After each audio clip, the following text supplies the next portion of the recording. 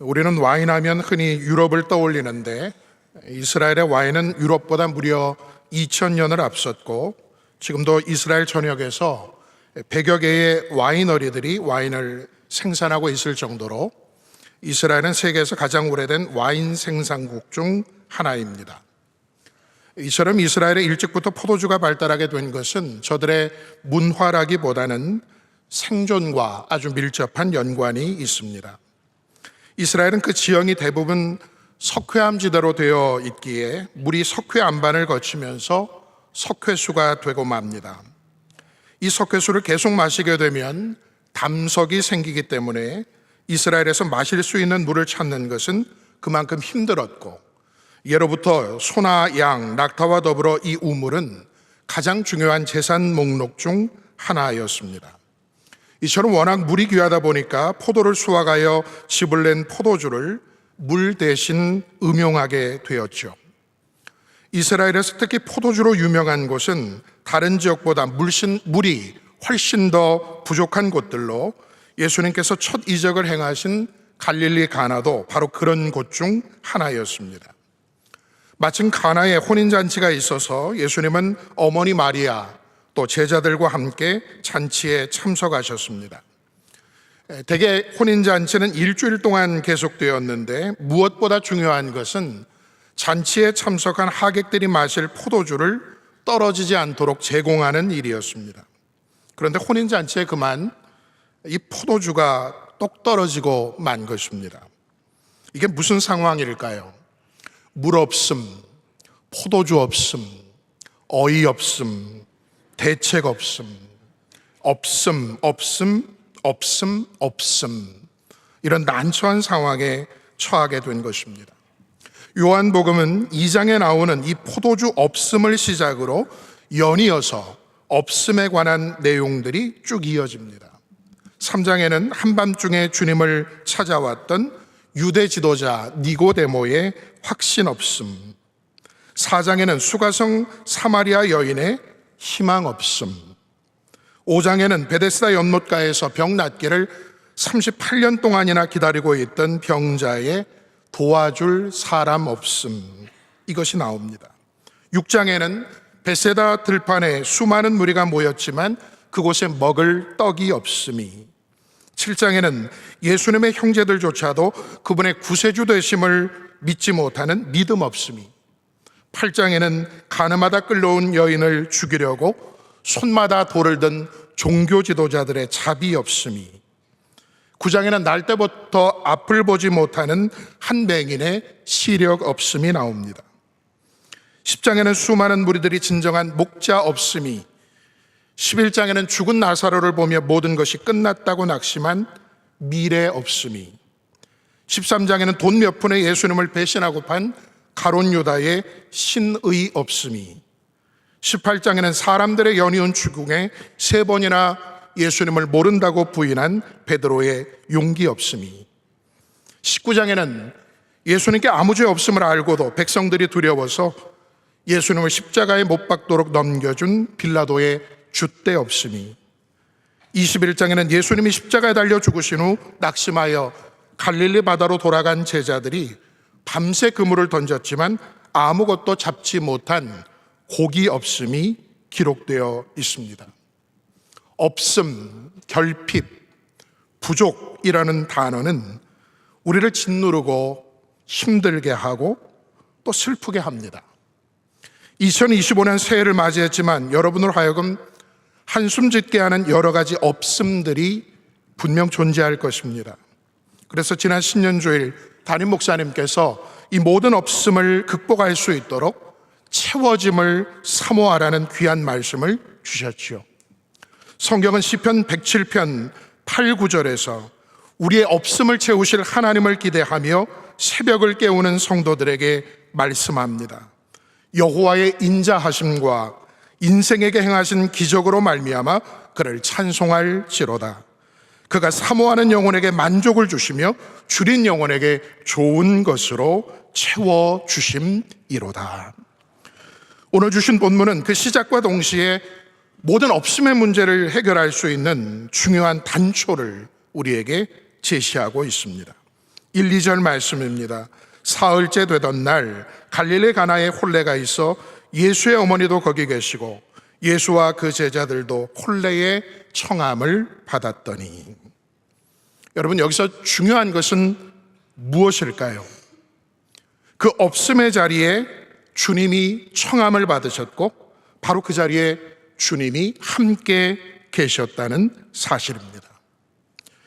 여러분은 여러분을 구원하신 주님께서 항상 여러분과 함께 계심을 믿으십니까?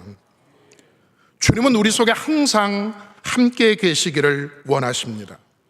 그런데 사람은 주님을 영접했다고 하지만 주님을 늘 주인으로 모시는 것이 아니라 어떨 때는 손님처럼 대하기도 합니다. 여러분, 손님이 무엇입니까? 유대인들의 지에서 탈무드에 보면 손님과 생선은 사흘만 지나면 악취가 난다고 했습니다. 또 손님은 비와 같은 것이어서 적당하게 뿌려지면 기쁘지만 장마가 되어서는 안 된다라고도 했습니다. 이처럼 손님은 주인이 원치 않으면 언제든 떠나야 하는 존재일 뿐 아니라 주인이 눈치를 주기 전에 알아서 빨리 떠나야 하는 존재입니다. 그러게 만일 사람이 예수님을 손님으로 대접한다면 주님께서 그 사람 속에 온전히 계실 수가 없는 것입니다. 우리는 흔히 나는 주일 예배, 수요 예배도 꼬박꼬박 드리고 새벽 기도도 하니까 예수님을 내 안에 주님으로 모시고 있다고 생각하기 쉽습니다. 그런데 왜 내 속에 채워지지 않는 공허함이 있을까요? 한번 잘 생각해 보십시오. 내가 내 속에 모시려고 했던 분이 정말 주님 그분이신지, 아니면 그분을 활용하여 내가 원하는 것을 채우려고 했던 것인지. 만일 여러분이 구한 것이 주님이 아니라 후자였다면 여러분은 신앙생활을 하면서도 계속 공허함을 느꼈을 것이고 지금도 여전히 공허할 것입니다. 사람이 언제 공허함을 느낍니까? 만족과 감사가 없을 때 공허함을 느낍니다. 과연 내가 원하는 것들로 채우면 우리는 더 이상 공허하지 않게 될까요? 그렇다면 자신이 원하던 것들로 왕국과 왕궁을 가득 채웠던 솔로몬은 왜 전도서 1장 2절과 3절에서 이렇게 탄식했겠습니까? 헛되고 헛되며 헛되고 헛되니 모든 것이 헛되도다. 해 아래에서 수고하는 모든 수고가 사람에게 무엇이 유익한가? 저 넓은 태평양 바다에 아무리 많은 돌과 모래를 쏟아붓고 또 쏟아부어도 그것이 채워질 수 없듯 지금 내가 고민하고 있는 한두 가지의 없음의 문제가 해결된다고 해서 우리 속이 다 채워질 수 있는 것이 아닙니다. 그래서 우리는 하나님의 충만을 사모해야 합니다. 헬라어로 충만을 플레로마라고 하는데 이것은 나 스스로 채우는 것이 아니라 하나님께서 가득 채우시는 것입니다. 여러분, 우리의 충만의 기원이 어디서부터일까요?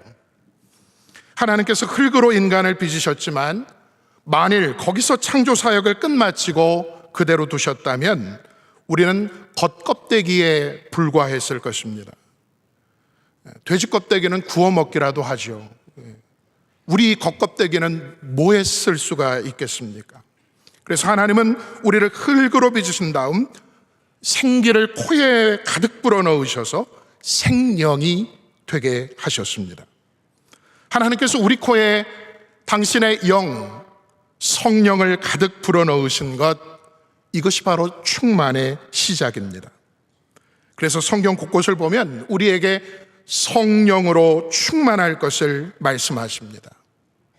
하나님께서 맨 먼저 우리 속을 무엇으로 가득 채우셨습니까? 당신의 영으로 채우셨습니까? 여러분, 그러니까 충만이 무엇입니까? 우리 속에 다른 그 무엇이 아닌 하나님 한 분으로 가득 채워지는 것, 이것이 충만입니다. 사랑하는 성도 여러분, 새롭게 시작된 2025년은 다른 것들을 주님께 구하기 전에 먼저 주님, 그분을 구하십시오. 그러면 손님이 아닌 주님으로 우리 가운데 임하셔서 하나님의 모든 충만하신 것들로 우리를 채워 주실 줄 믿습니다. 이 새벽 여러분 한 분 한 분을 위해서 에베소서 3장 18절 19절 말씀으로 기도합니다. 능히 모든 성도와 함께 지식에 넘치는 그리스도의 사랑을 알고 그 너비와 길이와 높이와 깊이가 어떠함을 깨달아 하나님의 모든 충만하신 것으로 여러분에게 충만하게 하시기를 간구합니다. 2025년 새해 여러분의 심령과 가정과 생업과 자녀들에게 하나님의 충만이 임하기를 축복합니다. 마리아가 포도주 없음의 문제를 예수님께 청했을 때 주님은 아직 당신이 세상을 구원할 메시아임을 드러낼 때가 되지 않았다 생각하셨기에 완곡히 사양하셨지만 거기서 마리아는 포기하지 않습니다. 이미 순종하는 믿음을 통해서 예수님의 성탄을 몸으로 직접 체험한 마리아는 하인들에게 너희에게 무슨 말씀을 하시든지 그대로 하라 고 순종하는 단순한 믿음을 보일 것을 강조합니다. 왜입니까? 주님의 말씀에 순종할 때 우리가 하나님의 능력을 경험할 수 있기 때문입니다. 드디어 주님께서 말씀하십니다. 항아리에 물을 채우라. 지금 떨어진 것은 포도주인데 다시 물을 길어와 항아리를 채운들 어쩌자는 것입니까? 그럼에도 주님의 말씀에 하인들은 그대로 순종합니다. 저들이 항아리 아기까지 물을 가득 채우자 주님 다시 명하십니다. 이제는 떠서 연회장에게 갖다 주라. 여러분, 가뜩이나 포도주가 떨어져서 안절부절 못하고 있을 연회장에게 항아리에 물을 떠다 주면 이게 냉수 먹고 속차리라는 뜻도 아니고 장난치나 하면서 얼굴에 물벼락 맞기 십상이 아닙니까? 하지만 하인들은 이번에도 주님 말씀하신 그대로 단순하게 순종합니다. 한 유치원에서 선생님이 아이들에게 질문을 했답니다. 여러분, 우리 친구들이 엄마를 도와드리려면 무엇을 할 수 있을까요? 그래서 저마다 아이들이 저는 설거지를 도와드릴 거예요. 저는 방을 닦아드릴 거예요. 저는 안마를 해드릴 거예요. 뭐 여러 가지 대답을 했습니다.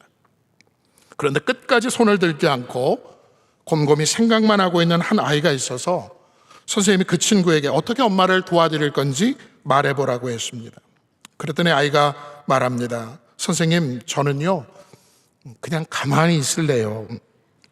아니, 왜? 우리 엄마가 그러는데요, 저는 가만히 있는 게 엄마를 도와주는 거래요.